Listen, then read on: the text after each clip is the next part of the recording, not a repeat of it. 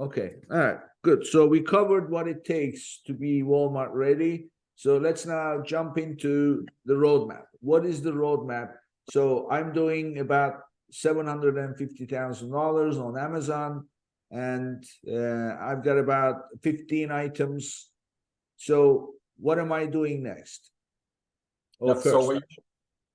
what you're gonna do first is first take your catalog and then really analyze what categories your products should be going into. So when you list your products, when you list your products, there's a few levels of categories that apply to products.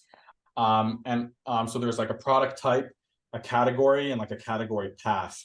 So you're going to want to look at some of your competitors and see first of all, what category makes the most sense for your product. You likely know it. Sometimes people don't understand, but there's a couple different categories your product could go into. And sometimes there's a couple categories that are lower percentage fees. So you're going to just want to check and see what category to put yourselves into.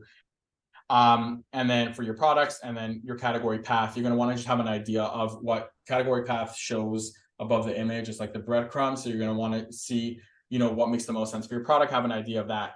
Now, the main thing we preach with Walmart is that Walmart wants your listing to be structured differently than Amazon. It helped a lot of Walmart traffic comes from Google, right? So when people search for products, they search on Google for products, and Walmart has a high domain authority, so their listings come up really high in Google. So people find a lot from Google. Now, Google indexes a lot based on unique content. So if Walmart has the same content in Amazon, it's not good for them. So they want unique content.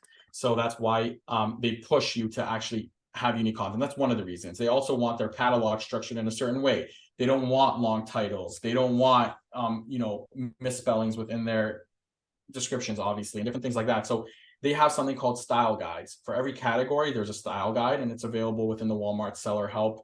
They have the style guides, and for every category, they have certain requirements of what they want out of their images, what they want out of their titles, what they want out of their descriptions, what they want in the back-end fields. Back-end fields are very important to Walmart. So what you're going to want to do is go through listing setup and a proper listing setup. And that's going to be everywhere from first doing keyword research specific to Walmart. You're going to want to find what keywords perform well on Walmart, not necessarily the same keywords as Amazon.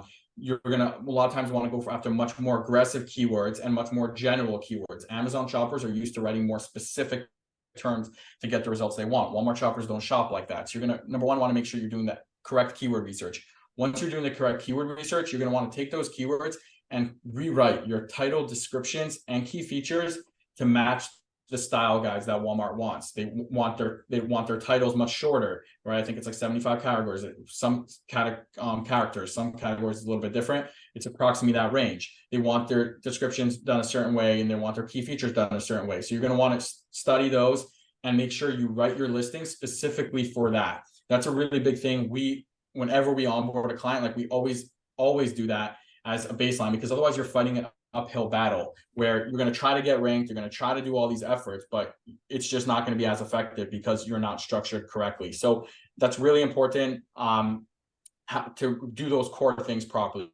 Walmart has something called a listing quality score, which gives you some indication of how you're doing in that regard.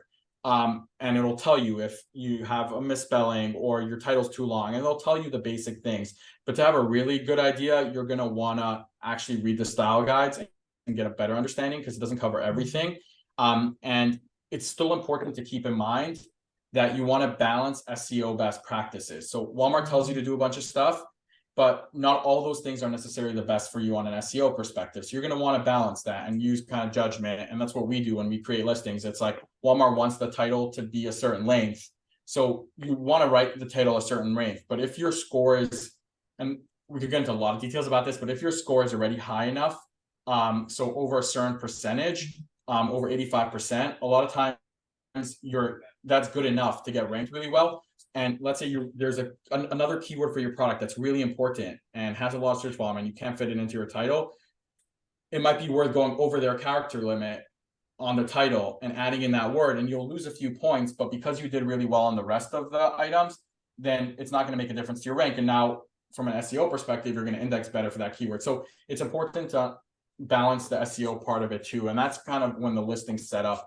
portion comes into play, and really understanding setting up the listing properly.